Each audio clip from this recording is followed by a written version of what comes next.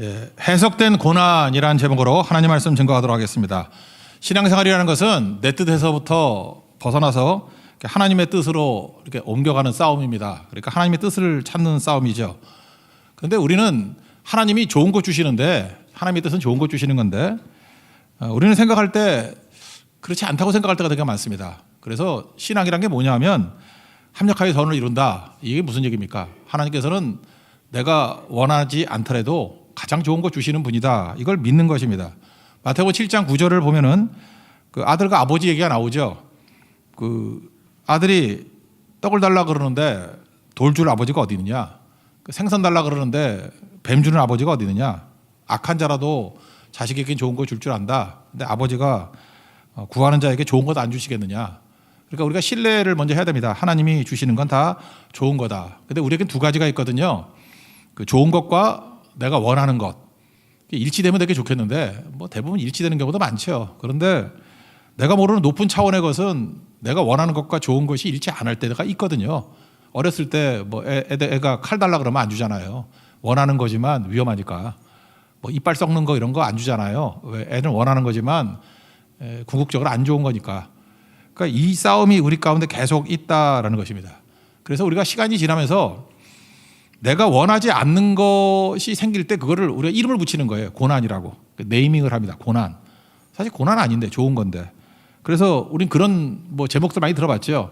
변장된 축복. 그게 고난이라고. 사실 변장된 것도 아닌데 원래 축복이었는데 우리가 이해를 못하니까 고난이라고 부르니까 변장같이 보인다 그런 뜻이겠죠. 하여튼 하나님께서는 무조건 우리에게 좋은 거 주십니다. 그래서 하나님이 주시는 거는 그냥 이렇게 생각하면 돼요. 그냥 좋은 거겠지. 그리고 믿고 따라가면 다 되는데 그게 또 잘 안 되는 사람들이 있지 않습니까? 그러면 이걸 하나님의 시각에서 좀 해석을 해보자라는 거예요. 남의 이야기인데 우리 이야기같이 한번 보자라는 것입니다. 오늘 내용을 보면 고난은 해석하면 다 풀려버려요. 왜? 좋은 건지 아니까. 고난이 왜 힘든 겁니까? 좋지 않다고 생각하니까 힘든 건데 그게 좋은 거라니까요.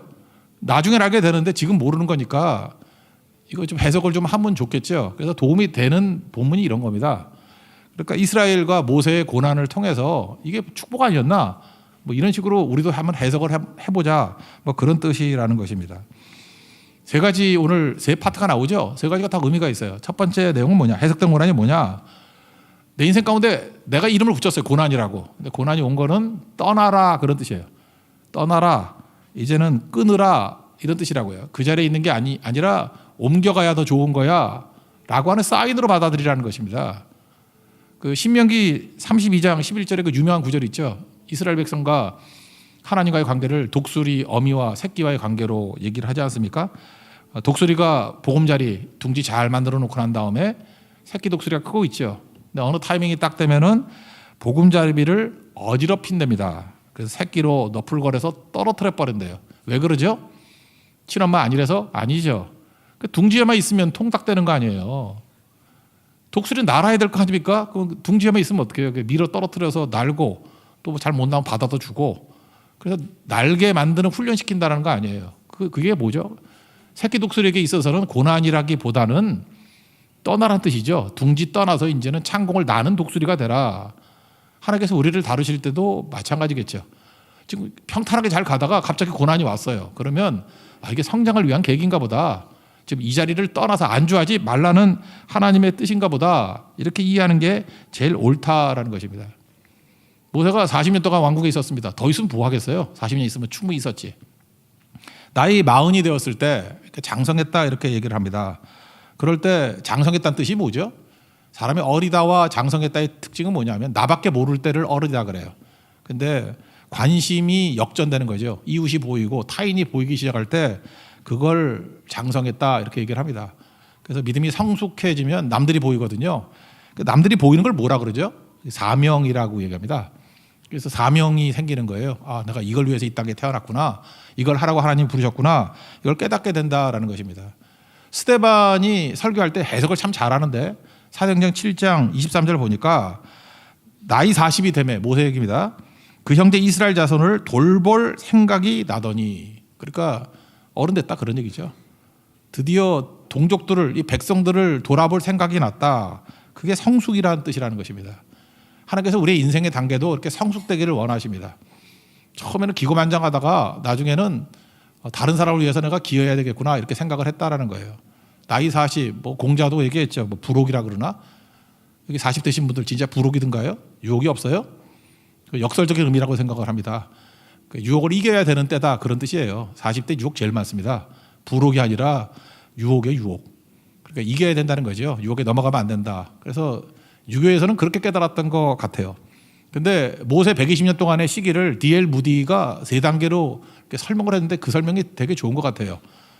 40세까지 처음에는 자기가 꽤 괜찮은 사람인지 알았다라는 거예요. I'm something. 나 괜찮은 사람이라고. 왜냐하면 뭐 공주의 아들이고 하니까 잘났잖아요. 그 다음에 두 번째 단계 40세부터 80세의 관계, 이 단계에서는 광야로 미디안 광야에서 그 한심한 행동하잖아요. 그죠? 아무것도 없는 무익한 인생. 그래서 I'm nothing. 나는 아무것도 아니다. 무익한 종이다. 이런 의식을 가졌다라는 거예요. 그러다 80세에 부르셨죠. 아무것도 없는데 하나님이 함께 하시면 모든 걸 다 할 수 있다. 그래서 I'm everything with him. 하나님과 함께 하면 모든 걸 다 할 수 있다. 제가 볼 때 D.L. 무디가 이게 분류했던 게 제일 좋은 것 같습니다. 인생은요. 내가 뭐 가지고 있다. 또 극단으로 가서 나는 아무것도 아니다. 거기서 끝나는 게 아니라 하나님 안에서 나를 발견할 때 최고의 것이 될 수 있다는 것입니다. 그게 진짜예요. 그러니까 자기 자신이 무익하다는 걸 깨닫게 만들기 위한 단계겠죠. 그래서 광야로 가게 되었다. 저는 그것도 의미가 있다고 생각합니다. 하여튼 나이 40이 돼가지고 하나님 의지해야 되는데 자기 힘으로 뭘 해볼라 그랬다라는 것입니다. 그래서 뭘 했죠? 동족들이 싸우고 있을 때, 동족들이 어려움 당하고 있을 때 자기가 가서 대신 싸워준 거죠. 죽여버렸어요. 그죠? 이렇게 애굽 사람 죽여버리고 이제 됐냐? 그리고 또 무서워가지고 뭐 숨겨놨다 그런 얘기가 나오죠. 11절 12절 읽겠습니다. 시작. 모세가 장성한 후에 한 번은 자기 형제들에게 나가서 그들이 고되게 노당하는 것을 보더니 어떤 애굽 사람이 한 히브리 사람을 곧 자기 형제를 치는 것을 본지라 좌우로 살펴 사람이 없음을 보고 그 애굽 사람을 쳐 죽여 모래 속에 감추니라.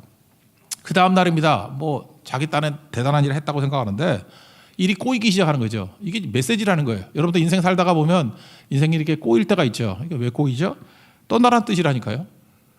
그 히브리 백성들, 자기 동족들이죠. 지들끼리 싸워요. 그래서 좀 화가 났겠죠. 니네들이 지금 지들끼리 싸울 때냐?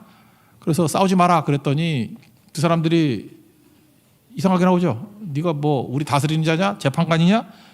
뭐 어제는 뭐 애굽 사람 죽이더니 이제 우리도 죽일라 그래? 다 알고 있었던 거죠. 원래 다 봐요 누가. 그죠? 탈로났구나 들통났구나 하면서 도망쳤다 그런 얘기입니다. 14절만 읽겠습니다. 시작. 그가 이르되 누가 너를 우리를 다스리는 자와 재판관으로 삼았느냐? 내가 애굽 사람을 죽인 것처럼 나도 죽이려느냐? 모세가 두려워하며 이르되 일이 탈로되었다. 그리고 미디안 광야로 도망을 쳤습니다. 저는 이게 참 중요하다고 생각해요. 여러분들 우리가 이 땅을 살면서 일이 꼬이고 힘들어진다 할지라도 갈 데가 하나도 없잖아요. 갈 데가 딱 한 군데 있습니다. 어디? 광야. 항상 나를 받아주는 것은 광야예요. 근데 스데반 설교에 하면 광야가 어디입니까? 광야 교회, 교회라고. 그래서 교회는 광야가 돼야 됩니다. 교회는 모든 사람들이 다 도망쳤을 때 갈 곳 없을 때 받아주는 것이 광야가 돼야 돼요. 그래서 교회조차 사람을 안 받아주면 그거 광야 교회 아닙니다. 그래서 대부분 그렇잖아요. 그 이것저것 하다가 안 되면 교회로 오잖아요. 왜요? 교회가 광야 교회이기 때문에 그렇다는 거예요. 광야로 오셨습니까? 잘하셨습니다. 여기서 여러분들 인물되고 여기서 커가기 시작한다라는 거예요. 결국 왕궁에서 이제 광야 교회죠. 광야로 가게 되었습니다. 받아주게 되었다라는 거죠. 그러니까 이게 무슨 뜻이에요? 왕궁에 더 있으면 안 된다 그런 뜻이죠. 너 이제 하나님 앞에 사명 이루기 위해서는 왕궁 떠나야 돼. 그런 메시지라는 것입니다. 근데 40년 동안 왕궁에 있었습니다. 길들여졌습니다. 떠나는 게 쉬워요? 우리 세상에 40년 동안 있었습니다. 거기서 희노애락 다 겪었어요. 떠나는 게 쉽냐고, 끊어버리는 게 쉽냐고. 잘 안 될 때 이렇게 일이 꼬이기 시작한다는 거예요. 떠남이 아니죠. 사실 새로운 시작인데. 여러분 나이와 관계없이 세상에서부터 떠나와서 하나님 품에 안기고 주의 백성이 되는 그 순간부터가 시작이에요. 빨리 시작하십시오. 다음 주가 부활절이고 하는데 옛사람이 죽고 새 사람이 사는 그런 터닝 포인트가 되는 축복의 주간이 되길 바랍니다. 그때부터 시작이라는 거예요. 아브라함 보세요. 갈대아 우르 선진국 아니에요. 당시에 최고의 문명지 아닙니까?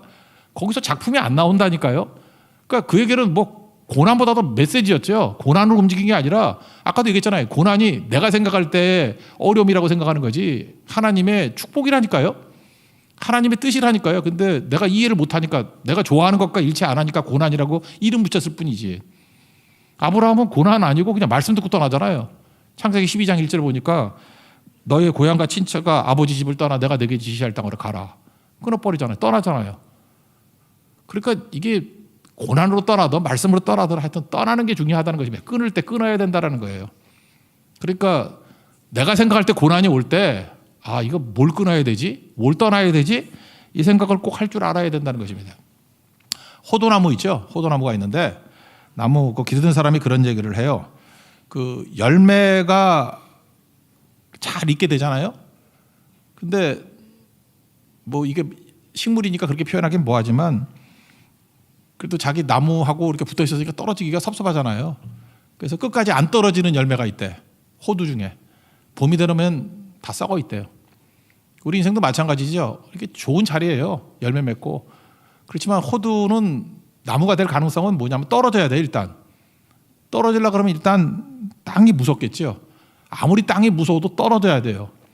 떨어지면 그 다음에 어떤 일이 벌어지죠? 떨어졌다고 다 나무 되는 거 아니죠.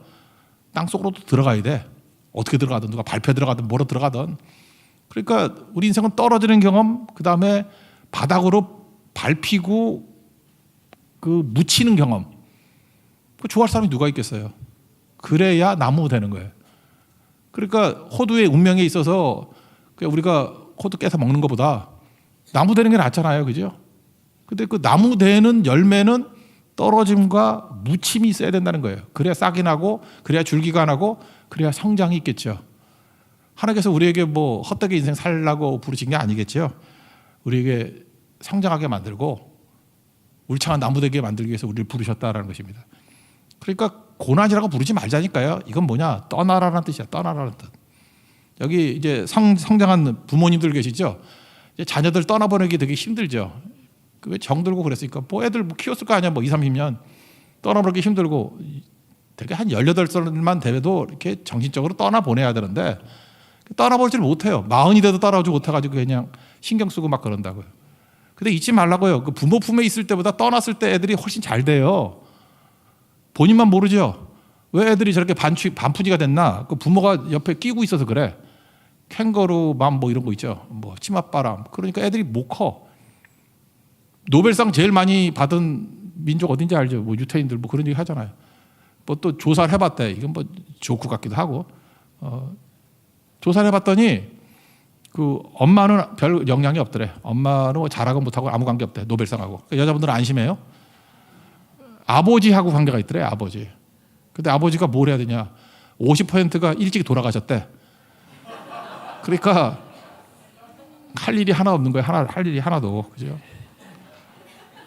우리 집 애들이 왜 노벨상을 못 받는지는 알겠어. 그죠? 이게 제가 볼 때 진짜 같기도 하고 조크 같기도 한데 이게 만약 맞다 그러면 무슨 뜻이에요?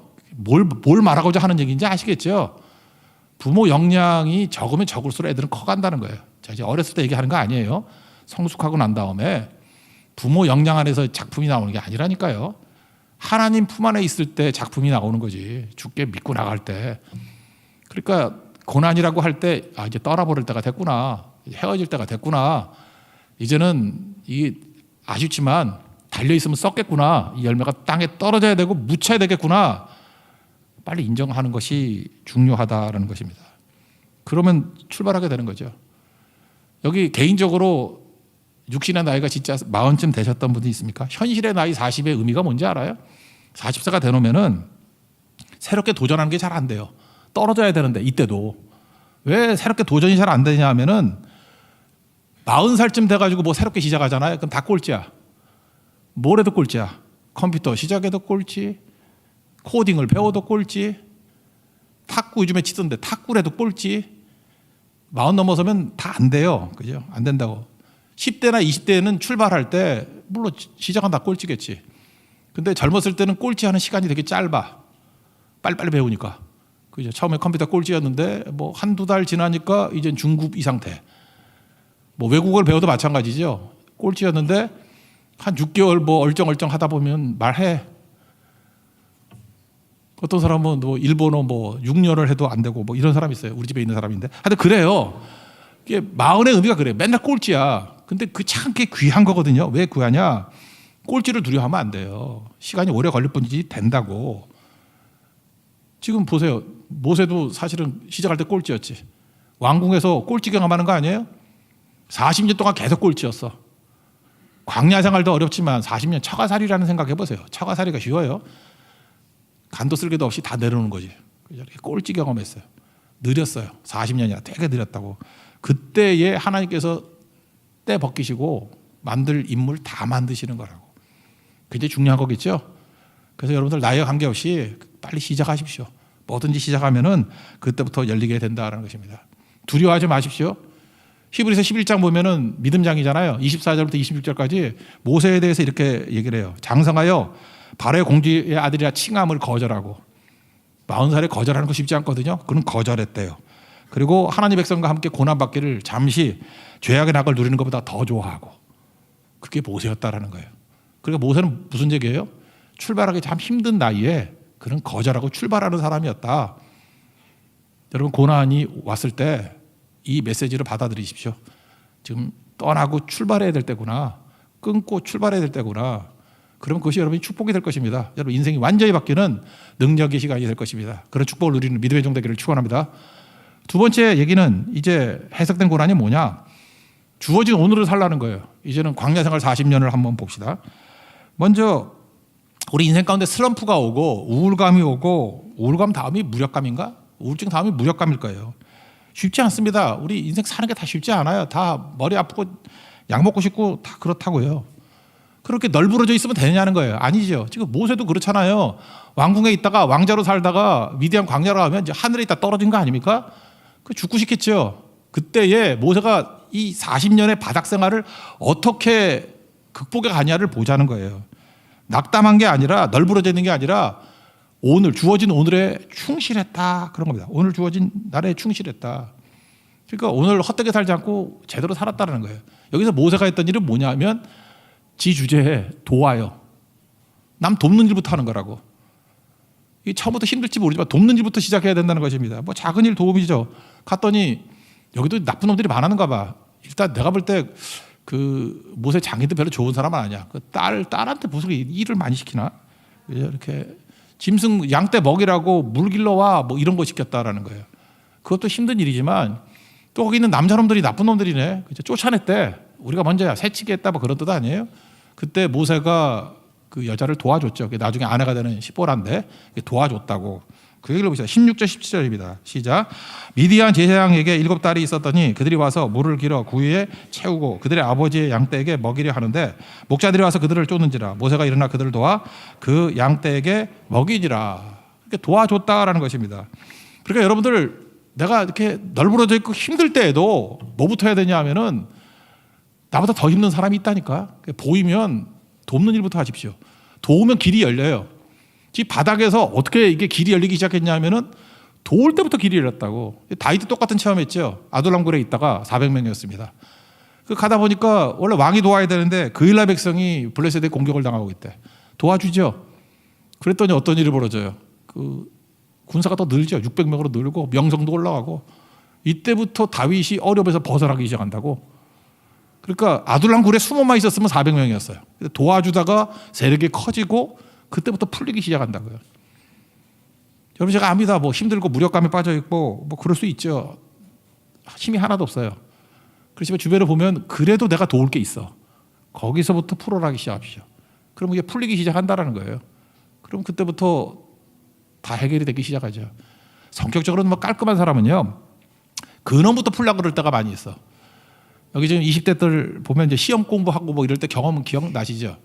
보면은 저도 옛날에 그랬던 적이 있는 것 같아요. 뭐 한 번은 어디 뭐 훈련 받으러 가가지고 학교 수업을 빠진 적이 있어. 빠진 적이 있었는데 제 실패도 한번 얘기하는 거예요. 그때 그 생물 시간이었거든. 생물 진짜 하기 싫었는데 하여튼 제가 없는 사이에 한 50페이지쯤 진도가 나가버렸어. 그때 제가 이 얘기를 미리 알았으면 좋았는데 그 다음에 생물 선생님이 뭐 설명을 해주는데 잘 이해가 안 되는 거야. 그래서 선생님은 강의하라 그러고 나는 혼자 빠진 부분을 혼자 독학을 했다고. 공부를 하면은 또 앞으로 가버리고, 공부를 하면 앞으로 가버리고. 그래서 생물은 진짜 내 인생에 안 맞아. 그리고 생물 포기하고 뭐 화학 선택하고 그랬던 것 같아요. 사실 생물 했으면 더 쉬웠는데 어려운 거 했죠. 뭐 그런 식으로. 근데 나중에 보니까 그렇게 하는 게 아니더라고, 인생은. 예를 들어서 내가 50페이지를 빼먹고 100페이지 넘어갔어요. 그럼 지금 가르치고 있는 그 내용을 공부를 해야 돼요. 같이 공부를 해야 돼. 그러니까 지금 현재를 공부를 해야 된다고. 쭉 가다가 이제 시간이 남을 때가 있잖아요. 주말 같은 때. 그때 이제 보충을 해주는 식으로. 인생은 그렇게 살아야 되거든요. 근데 보면 실패하는 인생들을 보면 너무 깔끔해서 그래. 나 앞부분에 뻥 뚫렸으니까 지금은 포기하고 앞에 거 하고 올 거예요. 세상은 계속 도망가고 있어요.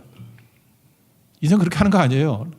고등학교 1학년이면 고등학교 1학년 거 집중해야 돼. 뭐 중학교 거 내려가서 다시 공부하는 거 아니고, 물론 부족함이 있으면 고1 거 하다가 이제 중학교 거 부족한 부분을 채워나가는 그 보충식으로 해야 되는 건데, 그게 아니면 안 되는 거죠. 근데 시험만 이런 게 아니라 인생도 그렇게 사는 사람이 있어요. 맨날 원점으로 내려가서 거기서부터 하겠대. 아니에요. 오늘 살아야 돼. 오늘. 과거는 다 잊어버려요. 그죠? 오늘 잘 살고 과거의 부족한 부분들을 이제 더 열심히 살면서 나중에 보충해 나가는 식으로 살아야 되는 거지. 그거 회복한다고 하면 더 망가지게 될 수밖에 없다는 것입니다. 지금 모세는 그렇게 안 살았어요. 그죠? 뭐 과거 회한에 빠져가지고 정리하고 그러지 않고 그냥 오늘에 충성하고 살았다라는 것입니다. 되게 중요한 거죠. 남 돕는 일. 그냥 하는 거예요. 이런 게 이제 일상에서 해결될 게 뭐냐면, 제가 볼 때 두 가지가 더 있는데, 하나는 운동이고 하나는 공부인 것 같아. 여러 가지 실패했습니까? 그럼 어디서부터 시작해야 되느냐? 실패하면 힘이 하나도 없잖아요. 여기서 여러분들 지금 거의 번아웃 된 분들이 있습니까? 운동부터 시작하십시오. 특별히 여자분은 잘 모르겠지만 남자들은 그런 것 같아. 건강해지기 시작하고, 이렇게 뭐 다리에 알통백이고, 그 다음에 저같이 자전거 타면서, 그 다음에 이렇게 가슴팍이 두꺼워져요. 운동하면 가슴이 두꺼워진다고. 메시같이 땅따래져. 마라도나 같이 단단해져. 그러면 남자들은 이렇게 부딪히면 나가 떨어지면 안 돼. 절대 안 나가 떨어져. 바디 체계도 절대 안 나가 떨어져. 그러면 자신감이 생겨. 누가 오면 안 피해. 부딪히려고 그러지. 그 축구를 해도 이게 나가 떨어지는 보면 그때부터 천국을 경험해. 이거 웬일이지? 나가 떨어지네. 체력부터 해요. 운동부터 시작해야 된다고. 그러면 의욕이 생겨요. 기도할 마음도 생기고 성경 볼 마음도 생기고 영적으로 부르짖을 마음도 생긴다라는 것입니다. 이게 참 중요한 거예요. 근데 실패하는 사람들 보면 절대로 집을 안 나가. 운동 절대 안 해. 그래서 육도 죽고 영도 죽고 정신도 죽고 다 죽어버린다고. 운동부터 시작하십시오. 돕는 일, 그 다음에 운동, 또 하나가 뭐냐? 공부예요. 뭐 하나 깊이 공부해 보십시오. 그때부터 풀리기 시작한다라는 거예요. 저는 지금 모세 예를 들고 있는데, 모세가 하나님 앞에서 참 지혜로웠던 것 같아요. 남 돕는 일, 그죠? 그 다음에 거기서 결혼도 하잖아요. 애들 키우고. 그러면서 했던 일이 뭐죠? 그 양친다는 게 뭐 운동하는 거 아니에요. 열심히 일하고. 또 뭘 했겠어요? 공부하고.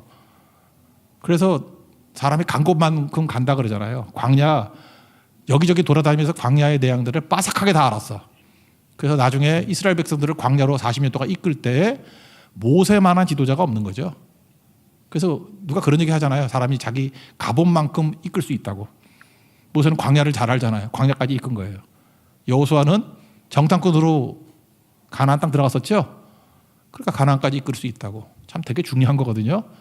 하나님께서 우리를 뺑뺑이 돌리는 게 아니고 이거 공부하라는 뜻이에요. 그죠? 운동하고 공부하고 도와주고, 그게 아무것도 아닌 게 아니라 거기서 하나님께서 예비하신 준비를 다 하고 있다라는 것입니다. 거기서 애까지 났어요. 게르솜이라고. 여기 이거 메시지가 있다고 생각해요. 나그네라는 뜻인데 나 여기서 죽을 인생 아니야. 뭐 그런 메시지도 있겠죠. 곧 떠날 거야. 하나님께서 준비해 주실 거야. 그런 그 믿음의 고백일 수도 있다라는 것입니다. 그거 한번 읽어봅시다. 21절 22절입니다. 시작. 모세가 그와 동거하기를 기뻐하며 그가 그의 딸 십보라를 모세에게 주었더니 그가 아들을 낳음에 모세가 그의 이름을 게르솜이라 하여 이르되 내가 타국에서 나그네 되었음이라 하였더라. 하나님 앞에서 우리 고난을 어떻게, 해석된 고난이 뭐예요? 주어진 오늘에 충성하다 보면, 그죠? 이렇게 남 돕고 뭐 양치고 운동하고 공부하고 뭐 이런 과정 속에서 하나님께 준비시켜 주신다라는 것입니다. 그러면 오늘에 충성하는 것이 우리로 하여금 축복의 시간이 될 수 있다라는 거예요. 잘 준비되는 믿음의 종 되기를 축원합니다. 마지막 세 번째 내용은 이제 백성들 얘기인데, 해석된 고난이 뭐냐? 고난이라는 것은 기도가 터지게 만드는 트리거, 이 방아쇠가 될 수 있다라는 것입니다. 앞에 보니까 학대하던 바로가 죽었어요. 이거 보면서 느끼는 게 뭐냐? 악인은 쓰임새 끝나면 죽는다는 거예요. 악한 도구로 쓰임받다가 그냥 사라져버리잖아요. 바로는 누굴 위해서 쓰임받은 도구예요? 모세와 이스라엘 백성을 위해서 쓰임받은 도구라고. 악의 도구예요. 불쌍하죠? 그리고 사라져버리잖아요. 근데 악한 사람들이 계속 우리를 괴롭히고 우리를 못 살게 구는 이유가 뭐죠?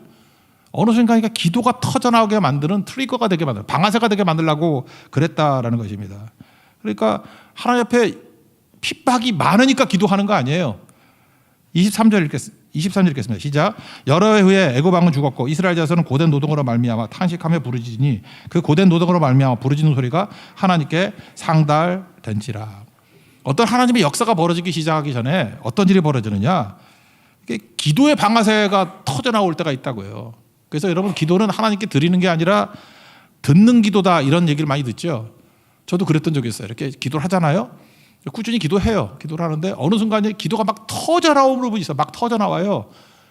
그럼 그쪽이 돼.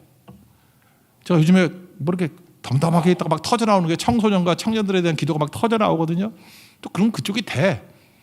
진짜 그렇다니까요. 성교도 마찬가지예요. 뭐 이렇게 하다가 어디가 터져나와. 그러면 그쪽 성교가 되더라니까. 그러니까 제가 하는 게 아니죠. 기도를 통해서 하나님의 음성을 듣는 거죠. 여러분, 그래서 고난 중에 해야 될 일이 뭐냐? 반드시 기도해야 됩니다. 계속 기도해야 돼. 기도하다 보면 어디선가 막 터져나와요. 그래서 에스겔서 36장 37절에도 하나님이 약속하신 거 주신다. 근데 조건이 뭐예요? 37절에 뭐라고 되어 있어요? 그리하여도, 그죠? 구하여야, 내게 구하여야 할지라. 하나님이 구할 때 주신다는 거예요. 하나님이 다 작정하신 거라도.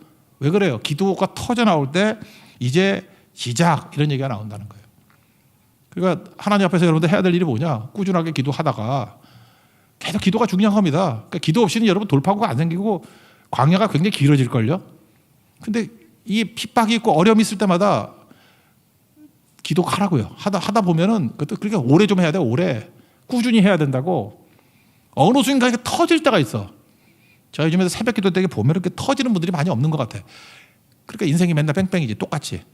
이렇게 계속 기도하면 어디가 터져. 빵빵 터져. 우리 성도들 가운데 막 굉장히 큰 어려움에 있다가 확 일어나는 분들 있잖아요. 뭐 사업이 다 망했다가 막 일어나는 분들. 또 그다음에 뭐 앞뒤 낭떠러지에 떨어질 것 같다가 일어났던 그런 역전하는 분들. 뭐 개인적인 소개가 뭐 별로 덕이 안 되니까 소개를 안 할게요. 안 하는데 여러분들 아실 거 아니에요. 그러니까 아는 사람들. 특징이 뭔지 알아요? 기도가 터질 때 그 다음에 다 일어났어요. 죽을 병에 걸렸다가도 일어나서 펄펄 뛰고. 다 그렇게 되는 거예요. 이 기도가 터져 나올 때. 그러니까 기도 없이 미래 없습니다. 기도가 안 터지고 인생이 터진다? 그런 일은 없다라는 거예요. 이스라엘의 출애굽 언제부터 시작됐어요? 백성들의 기도가 터질 때부터 시작됐다는 거예요. 터졌어요. 이거 하나님께서 주신 은혜죠. 기도가 터지니까 이때 3장부터 이제 하나님이 일하시잖아요. 모세도 부르고 이제 바로도 깨고 이제 3장부터 이제 진짜 구원의 역사가 막 나타나기 시작하죠. 사전에 뭐가 있었어요?